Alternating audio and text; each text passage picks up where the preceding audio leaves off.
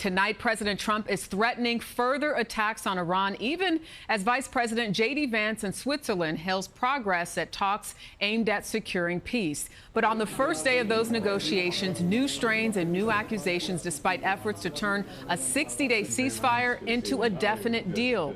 The president returned to Washington tonight after spending the weekend at Camp David in Maryland. A new CBS poll out today shows 69% of Americans say the conflict with Iran was not worth the cost, and more than half, 57%, say the president's war with Iran created more problems than it solved. CBS's Taurean Small is at the White House tonight and leads us off. Taurean.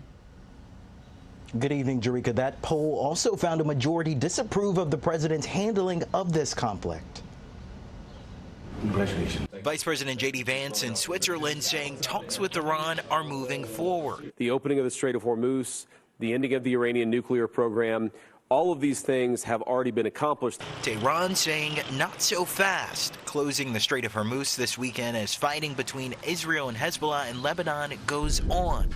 President Trump frustrated. Speaking to Fox News Sunday by phone, he used expletives to warn Iranian officials they, quote, won't even make it back to your effing country if they close the strait, vowing to, quote, bomb the S out of them.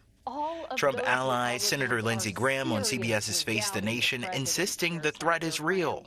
If this deal fails, President Trump is going to take the Strait of Hormuz over by force. And if Iran contests control of the Strait of Hormuz by the United States, we will obliterate them. Trump's words reportedly pausing peace talks, sending Pakistani negotiators scrambling to salvage the meeting. In Washington, Democrats unimpressed. This president has led this nation into a disaster.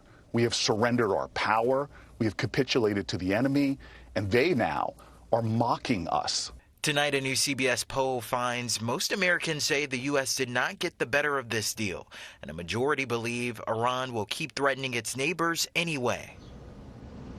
U.S. officials tell CBS News the talks are continuing despite earlier tensions. A main focus of today's negotiations, deconfliction and enforcement of the ceasefire in Lebanon. Jerika. And Taurean, we know that a lot of Americans have been concerned about these oil prices since the start of the war. What do we know about what Americans are feeling now?